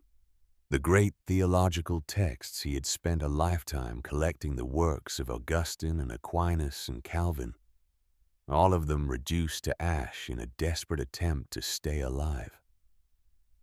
The fire was dying. When the fire died, they would die too. Reverend Whitfield knelt on the frozen floor of his bedroom and prayed. He prayed for deliverance. He prayed for mercy. He prayed for a miracle. The wind howled outside, drowning out his words. God did not answer. Ezra Stonewright's house was the tightest in town. He had built it himself 40 years ago when he was a young man, with strong hands and a clear vision of the future. He had selected every log, fitted every joint, chinked every gap with the care of a craftsman who took pride in his work. For 40 years, that house had stood against everything nature could throw at it. Now it was failing. Ezra could hear the nails contracting and the walls popping loose as the wood around them shrank in the cold. He could hear the timbers groaning, the joints separating the structure itself crying out in protest. The floor was a sheet of ice. His wife, Martha, sat in the bed wrapped in every blanket they owned. Her face blue and pinched. She had not spoken in hours. His son, Thomas Jr., 32 years old, sat beside her, his arm around his mother, his eyes fixed on the dying fire. They were out of wood. They had burned the kitchen table, the dining chairs, the rocking chair Ezra had made for Martha on their 10th anniversary. There was nothing left. Ezra Stonewright stood in the center of the room that was killing his family, and he faced the truth he had been avoiding for 3 days. He was going to die. His wife was going to die. His son was going to die. They were going to freeze to death in the house he had built. The house he had been so proud of, the house that had turned out to be nothing more than an elaborate coffin. And then, in the depths of his despair, a thought came to him. A mad thought. A desperate thought. A thought that made no sense at all. He thought of the girl. The stubborn, foolish girl who had dug a hole in the floor of the trapper's shack. The girl he had mocked. The girl he had told was engaged in woman's folly. The girl who might already be dead. But what if she wasn't? What if she had known something he didn't? What if her folly was actually wisdom? It was a crazy idea. It was a desperate idea. It was the kind of idea that could only come to a man who had nothing left to lose. Ezra Stonewright made a decision. He went to the door. Martha looked up from the bed. Her eyes were glazed, unfocused, but she saw him reaching for his coat. "Ezra," she whispered, "what are you doing?" "I'm going out," he said. "You can't. You'll die. We'll die if I don't." He pulled on his heaviest coat. He wrapped a scarf around his face until only his eyes were visible. He pulled on his gloves, his hat, his boots stuffed with rags for extra insulation. "Where are you going?" Thomas Jr. asked. Ezra paused at the door. "To the creek," he said. "To the widow's shack." His son stared at him. That old ruin, father, she must be dead by now. No one could survive this in that place. "Maybe," Ezra said. "Maybe not." He opened the door. The cold hit him like a hammer. It drove the breath from his lungs. It turned his exposed skin to fire. It reached through his coat, through his clothes, through his flesh, and wrapped its fingers around his bones. He stepped out into the storm. The world was gone. There was no up. There was no down. There was no direction. No landmark, no point of reference. There was only white in every direction. White that moved and swirled and screamed with a voice like 1,000 damned souls. Ezra could not see his hand in front of his face. He took a rope from the porch railing, a rope he kept there for emergencies, and tied one end to the post. He would play it out as he went. It was his only hope of finding his way back. If he found his way back, if there was anything to come back to, he began to walk. The journey should have taken 10 minutes. The widow's shack was less than half a mile from the edge of town. A short walk on a normal day, barely worth noticing. This was not a normal day. Ezra walked for an hour. He walked through drifts that reached his waist, his chest, his chin. He walked through wind that knocked him down again and again. He walked through cold that burned and tore and clawed at every inch of his body. He lost all sense of direction within the first 100 yards. He followed the slope of the land, the gentle decline toward the creek. It was the only landmark he had, the only way to navigate in a world without sight. He fell a dozen times. He lost his hat. He lost one of his gloves. He felt his fingers going numb, then painful, then numb again. He kept walking. He was going to die out here. He knew it. He had known it from the moment he stepped off his porch. But dying out here trying to save his family was better than dying in that frozen room watching them slip away one by one. At least this way he was doing something. At least this way he was not surrendering.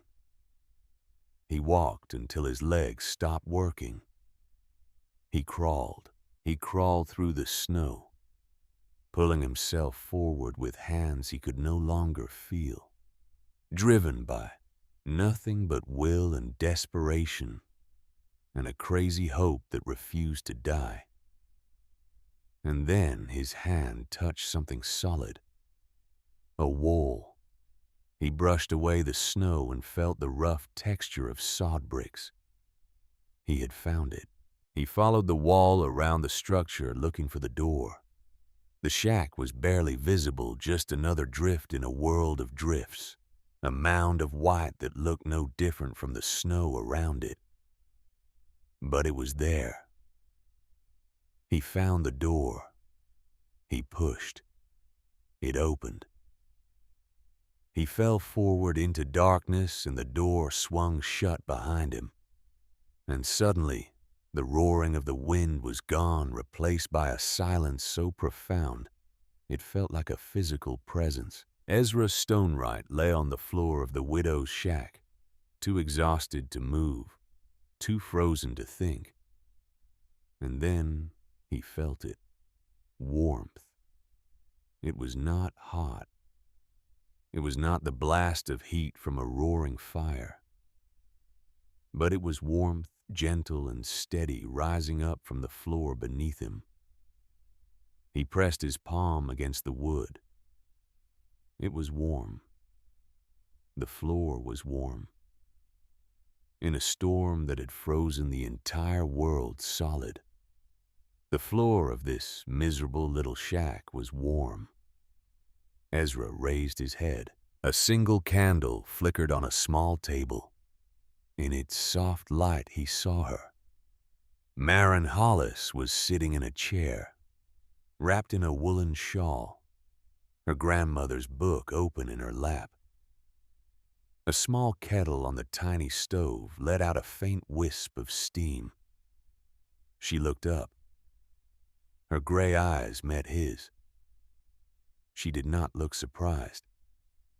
She looked like she had been waiting. "Mrs. Hollis," Ezra croaked. His voice was a ruin torn by the cold and the wind. "How?" Maren closed her book. "The earth," she said simply. "The earth is keeping us warm." Ezra pulled himself to his knees. He looked around the small room. He saw the grate in the floor, felt the faint current of air rising from it. He remembered the trench she had been digging, the talk of air and warmth, the folly he had dismissed with such contempt. It was not folly. It was genius. He reached out with his frozen hand and touched the floor again, needing to confirm that he was not hallucinating, that the warmth was real. It was real. The tears came then. Ezra Stonewright, master carpenter, 60 years old. A man who had not cried since his mother died knelt on the warm floor of the widow's shack and wept like a child. "I'm sorry," he gasped. "I'm so sorry. I called you foolish. I said Tobias would have known better. I was wrong. I was so wrong." Maren watched him cry. She did not gloat. She did not remind him of his cruelty. She simply waited until the sobs subsided. Then she spoke. "Your family," she said. "Are they alive?" Ezra looked up, his face wet with tears and melted snow. "Yes," he said. "Barely. The house is frozen. The fire is dying. My wife, my son, they're running out of time." Maren stood. She crossed to the stove and poured hot water from the kettle into a tin cup. She brought it to Ezra and pressed it into his hands. "Drink," she said. "Warm yourself, then go and bring them here." Ezra stared at her. "Here, all of them. All of them. But there's no room. This place is barely big enough for one person." Maren looked at him with eyes that had seen too much to be moved by practical objections. "There is room to live," she said. "That is all that matters." Ezra drank the hot water. It burned going down, but it was a good burn. The burn of life returning to frozen flesh. He thought of his wife huddled in the bed. He thought of his son watching the fire die. He thought of the long walk back through the storm, the impossible journey he would have to make twice more. "I don't know if I can make it," he said. "You made it here," Maren replied. "You will make it back." She handed him her own scarf, thick wool, smelling of wood smoke and determination. "Take this," she said, "and when you return, bring the others too." "What others?" "Everyone who is dying. The Garretts, the Whitfields, anyone who will not survive the night." Ezra stared at her. "The Garretts, Silas Garrett took your home. He threw you out. Why would you help him?" Maren turned away. She went to the window and looked out at the white nothingness beyond the canvas. "Because his children are not guilty of their father's sins," she said. "And because I am not the kind of person who lets people die when I have the power to save them." She turned back to face him. "Go, quickly. There is not much time." Ezra Stonewright rose to his feet. He wrapped Maren's scarf around his face. He went to the door. He paused with his hand on the latch. "Thank you," he said. The words were inadequate, pathetically small against the magnitude of what she was offering. "I don't deserve this. None of us deserve this." Maren met his gaze. "Perhaps not," she said, "but you will have it anyway. Now go." Ezra opened the door and plunged back into the storm. This time he knew where he was going. This time he was not searching. He was returning. He followed his rope back to his house hand over hand, fighting through the drifts and the wind and the killing cold. When he reached his porch, he was barely conscious. He fell through the door and collapsed on the frozen floor of his own home. Martha screamed. Thomas Jr. rushed to his side. "Father, Father, are you alive?" Ezra forced his eyes open. "Get your coats," he gasped. "Get everything warm. We're leaving. Leaving in this, Father, that's suicide. Staying is suicide." Ezra pulled himself upright, drawing on reserves he did not know he had. "I found shelter. Real shelter. A place where we can survive. Where, the widow's shack, by the creek." Thomas Jr. stared at him as if he had lost his mind. "That ruined, Father, no one could survive there. She did. She is. The floor is warm, Thomas. Warm. She built something, some kind of system. I don't understand it, but it works. We have to go. Now." Martha looked at her husband. Her face was gray, her lips blue, but her eyes still held a spark of life. "If Ezra says we go," she whispered, "we go." They bundled themselves in every piece of warm clothing they could find. They wrapped blankets around their shoulders. They tied scarves over their faces until only their eyes were visible. And then they went out into the storm. Ezra led the way, following the rope, guiding his family through the white hell that had consumed the world. Thomas Jr. carried his mother when she could no longer walk. They fell. They crawled. They kept moving. When they reached Marin's shack, they were more dead than alive. But they were alive. Marin had prepared for them. She had cleared a space near the stove. She had heated water. She had made a thin soup from her dwindling supplies. She guided them to the warmest spots in the small room. She wrapped them in quilts. She gave them hot liquid to drink. She did not say, "I told you so." She did not remind them of their cruelty. She simply helped. And then Ezra went out again. He went to the Garrett house, fighting through drifts that had grown even deeper. He pounded on the door until Silas Garrett answered, his face haggard, his eyes wild with fear. "Stonewright, what are you doing here? Have you lost your mind?" "I've found shelter," Ezra shouted over the wind. "Real shelter, warm. You have to come." "Where?" Ezra hesitated for just a moment.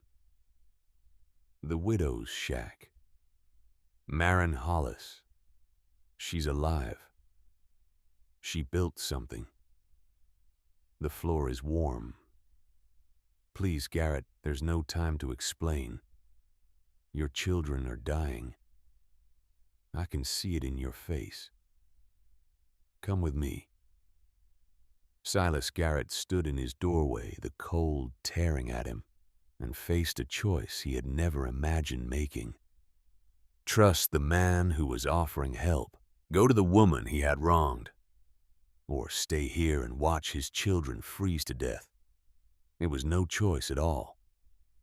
"Give me 5 minutes," he said. They came through the storm like refugees from a disaster. The Garretts, Silas and his wife Eleanor. Their 2 children, the 6-year-old boy who had stopped shivering and his 8-year-old sister who held his hand and would not let go. The Whitfields, Reverend Whitfield and his sick wife, carried between them because she could no longer walk. Other families, neighbors who saw the procession passing and joined it, desperate people willing to follow anyone who offered hope. They came to the shack by Whisper Creek, to the mound of earth that looked like a natural hill, to the door that opened onto warmth. 17 people crowded into a space 12 feet by 14 feet. It should have been impossible. It should have been miserable. 17 people in a room that size, there was no space to move, barely space to breathe, but the floor was warm. The walls were solid. The wind could not reach them here. Marin gave up her chair to Eleanor Garrett, who clutched her children to her chest and wept. She gave up her blankets to the Whitfields. She heated water and made soup and distributed it in whatever containers she could find. She moved through the crowded room like a general, commanding a siege, calm and efficient, never raising her voice, never showing fear. She was 19 years old. She was the youngest person in the room by at least a decade. And she was the only reason any of them were still alive. Silas Garrett found himself pressed against the wall near the door, his family safe for the first time in days. He watched the widow move through the crowd. This girl he had condemned, this woman he had thrown out of her home. He could not meet her eyes. When she passed near him, he reached out and touched her arm. "Mrs. Hollis," he said. His voice was hoarse. "I don't know how to thank you." Marin looked at him. Her gray eyes held no anger, no triumph, just a kind of weary compassion that was somehow worse than hatred would have been. "Your son needs warmth," she said. "Hold him close. Share your body heat. He will recover." She moved on. Silas Garrett held his son and watched her go and felt something shift inside him. Something that had been frozen for a long time, longer than this storm began to thaw. The storm raged for 2 more days.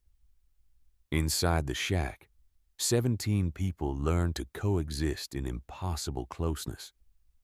They slept in shifts. They shared food. They told stories to pass the time, to keep the children calm, to remind themselves that the world beyond the white horror still existed. Ezra Stonewright sat with Marin and studied the diagram in her grandmother's book. He asked questions about the trench, the conduit, the plenum chamber, the principles of thermal exchange that made it all work. He listened with the humility of a student. This man who had been a master of his craft for 40 years. "I've been building houses my whole life," he said. "I thought I understood. I didn't understand anything." "My grandmother understood," Marin replied. "She learned from her grandmother who learned from hers. The knowledge is old. It was just waiting to be remembered. Can you teach me?" Marin looked at him for a long moment. This was the man who had called her work folly, the man who had mocked her grief, the man who had invoked Tobias's name as a weapon against her. He was also the man who had walked through a killing storm to find help for his family, the man who had returned to guide others to safety, the man who was now asking with genuine humility to learn. "Yes," she said, "I can teach you." On the 5th day, the storm broke. It did not taper off gradually. It simply stopped as if someone had thrown a switch. One moment the wind was howling and the snow was falling. The next moment there was silence, absolute and profound. Marin opened the door. The world outside was unrecognizable. The snow lay in drifts 20 feet high, sculpted by the wind into fantastic shapes that gleamed in the sudden sunshine. The sky was a brilliant, painful blue, so clear and bright It hurt to look at. The temperature was still brutal, far below zero, but without the wind it felt almost mild. The survivors emerged one by one, blinking in the light like animals coming out of hibernation. They stood on the trampled snow outside the shack and looked at each other. 17 people who had faced death together. 17 people who had been saved by a 19-year-old widow and the wisdom of her grandmother. No one spoke. There was nothing to say. The walk back to Providence Flats was a funeral procession. They found the town buried. The houses were white mounds, barely visible beneath the snow. The streets were gone, replaced by canyons of ice that had to be navigated with care. And they found the dead. 8 people had not survived the storm. 3 families who had not joined the exodus to the widow's shack. Men and women and children who had frozen in their homes, in their beds, in the houses that had become their tombs. The Hendersons, a family of 4. The parents were found sitting at their kitchen table. Their children between them, all of them frozen solid, their faces peaceful, as if they had simply fallen asleep. Old Mrs. Pritchard, the woman who had called Maren's pride a sin. She was found in her rocking chair, a Bible in her lap, her eyes still open, staring at a heaven that had not answered her prayers. The Morgans, a young couple married just that spring. They were found in their bed, wrapped in each other's arms, their final embrace frozen in time. Silas Garrett stood in the doorway of the Henderson house and looked at the bodies of people he had known for 20 years. He thought of his own children alive and safe because of a woman he had wronged. He thought of the ledger in his office, the neat columns of numbers that recorded the debts he was owed. He thought of the cabin he had taken from Maren Hollis, the 160 acres, the life he had stolen. "My God," he whispered, "what have I done?" Reverend Whitfield stood beside him. The minister's face was gray and drawn. His wife was in the Garrett house being tended by Eleanor Garrett, still alive but barely. She had survived because of the widow. They had all survived because of the widow. "We have been tested," Whitfield said. His voice was hollow, stripped of the unctuous confidence that had defined his sermons. "And we have been found wanting." Ezra Stonewright said nothing. He was looking at the houses he had built. The Henderson house, the Pritchard house, the Morgan house. Solid construction, proven methods, the accumulated wisdom of generations. Coffins. He had built coffins. The town meeting was held 3 days later. They gathered in the same room where Maren had been sentenced to die. The same wooden benches, the same portrait of President Grant, the same smell of tobacco and old paper. But everything had changed. Maren stood at the back of the room near the door. She had not wanted to come. She had no interest in the apologies and explanations that she knew were coming. But Ezra Stonewright had insisted. "They need to see you," he had said. "They need to understand what you did." So she came. The room was packed. Every surviving resident of Providence Flats was there, crowded onto the benches, standing against the walls, filling every available space. They had come to bear witness. Silas Garrett rose from his seat at the front of the room. He looked older than he had 3 days ago. There were lines on his face that had not been there before. His eyes, once sharp and calculating, were haunted. He cleared his throat. "I have been a fool," he said. The room was silent. We have all been fools. We valued our pride and our traditions over wisdom. We sent a young woman to what we believed was her death. And in our arrogance, we nearly met that fate ourselves. He paused. Mrs. Hollis saved my children. She saved my wife. She saved me. She opened her home to people who had shown her nothing but cruelty.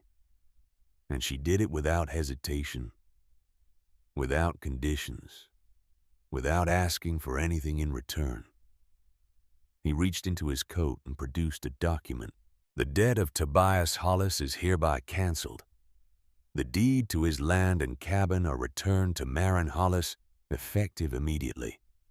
He set the document on the table. It is a pitifully small restitution for what she has given us. Reverend Whitfield rose next. His face was a ruin of shame and sleeplessness. He had been at his wife's bedside for 3 days, watching her struggle back from the brink of death.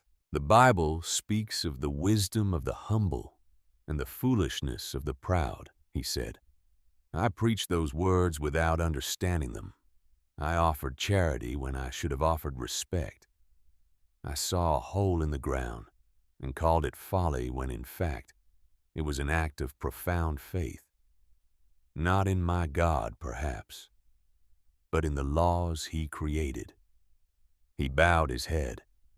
I ask for her forgiveness, and for his. Finally, Ezra Stonewright stood. He walked to the front of the room and turned to face the assembled townspeople.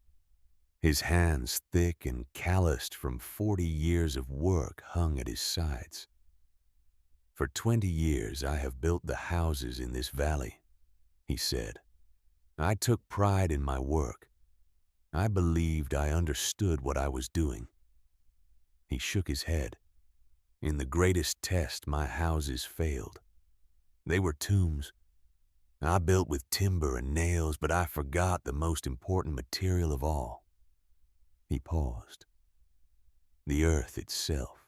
He turned to look at Maren. The structure that saved us, the one I mocked, was built with knowledge I did not possess. Knowledge that has been passed down through generations of women who understood things I was too proud to learn. He walked to where she stood and stopped before her. The room held its breath. I ask you, Mrs. Hollis, he said, teach me, teach us all, so that no one in this valley ever freezes to death in a house I built. Maren looked at the old carpenter. She saw the shame in his eyes, the genuine humility, the desperate need to make things right. She thought of Tobias. She thought of how he had respected Ezra Stonewright, how he had called him friend, how he had learned so much from this man who was now asking to learn from her. Yes, she said, I will teach you. The room erupted in applause. Spring came slowly to Providence Flats. The snow melted in fits and starts, revealing the devastation beneath. The drifts became rivers, the rivers became floods. And then gradually the earth emerged from its white shroud.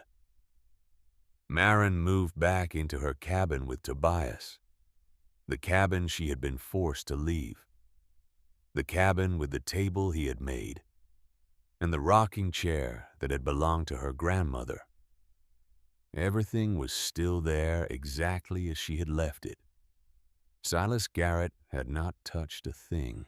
She stood in the doorway on the first day of April, looking at the home she had thought she would never see again. The memories rushed back. The laughter, the love, the plans they had made for a future that would never come. She wept, not from sorrow, though sorrow was there. She wept from something more complicated, relief, gratitude.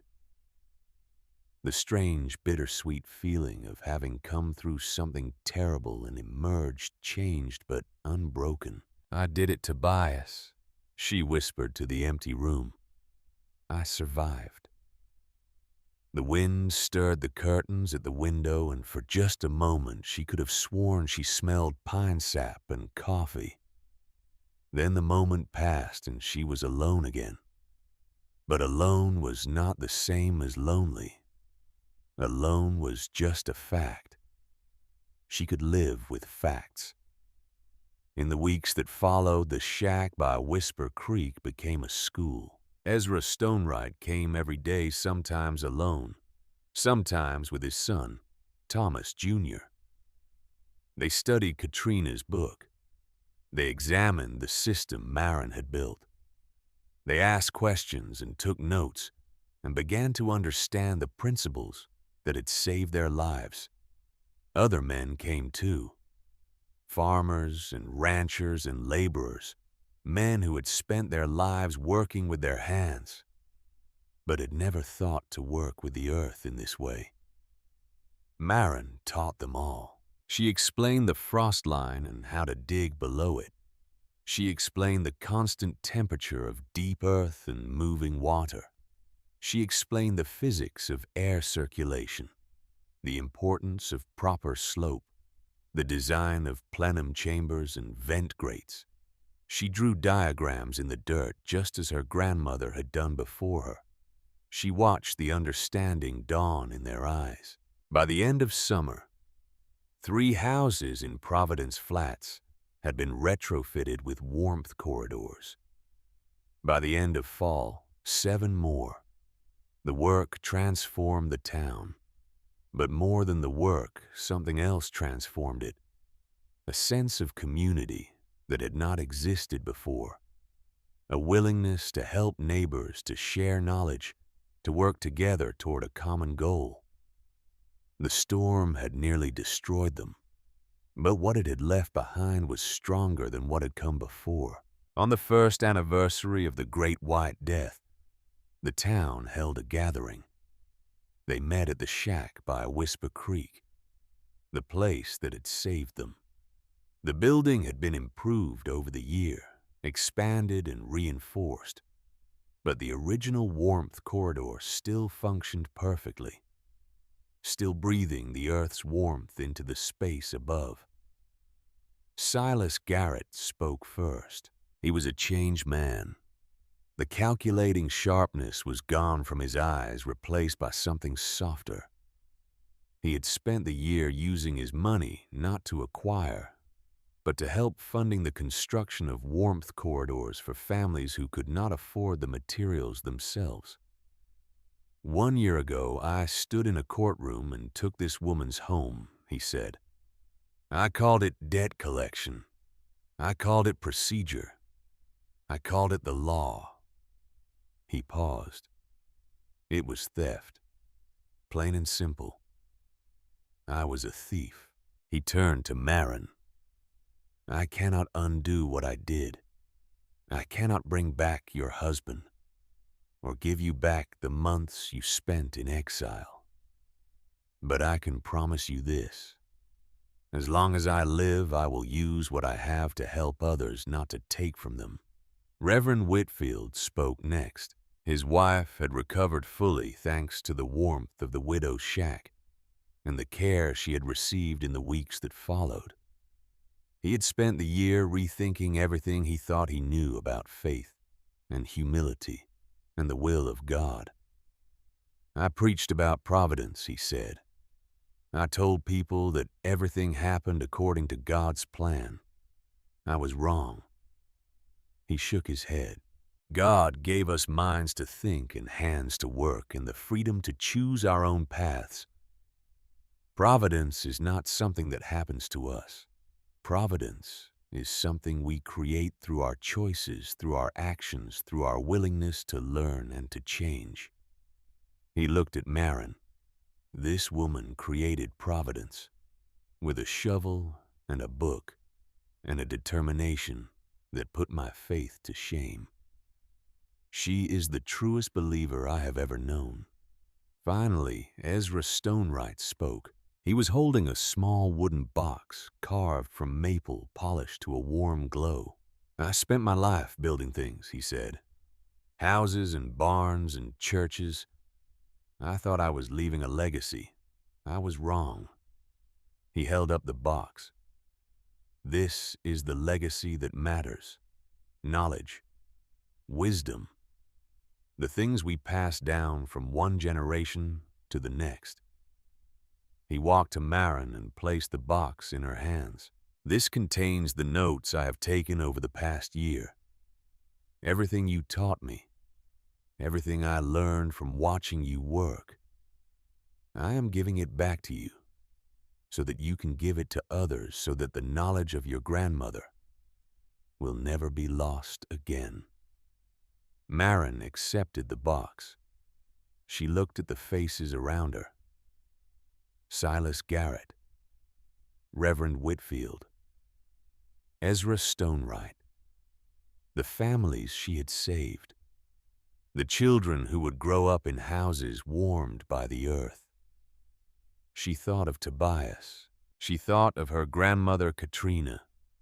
She thought of the long line of women stretching back through generations, each one passing her knowledge to the next, keeping the flame alive through centuries of cold and darkness. She was part of that line now. She was the keeper of the flame. "My grandmother used to say that the earth has two hearts," she said. "The fiery heart deep below and the warm heart just beneath the frost. We cannot touch the fiery heart, but the warm heart is ours if we know how to ask." She looked at the shack that had been her prison and had become her salvation. "I asked," she said, "and the earth answered." She smiled. "Now it is time for all of us to ask together." The gathering dispersed as the sun began to set. The people of Providence Flats walked home through the golden evening light, past the graves of those who had not survived, and past the houses that now held warmth, corridors of their own, past the future they were building one trench at a time. Marin stayed behind. She stood at the edge of Whisper Creek, listening to the water run over the stones, feeling the cool evening air on her face. She thought of everything she had lost: Tobias, her home, her innocence, the future she had planned. She thought of everything she had gained: strength, wisdom, the respect of a community that had once cast her out. She thought of the warmth corridor, that impossible trench she had dug with her own hands, that act of defiance that had become an act of salvation. She had built it to survive. She had ended up saving everyone. The creek whispered past, cold and clear, fed by springs that never froze. Deep beneath the gravel bed, the air was 38 degrees, patient and constant, waiting to share its warmth with anyone who knew how to ask. Marin Hollis was 19 years old. She was a widow. She was alone. But she was not lonely. She was the sage of Whisper Creek. She was the keeper of the flame, and she had many winters left to share what she knew.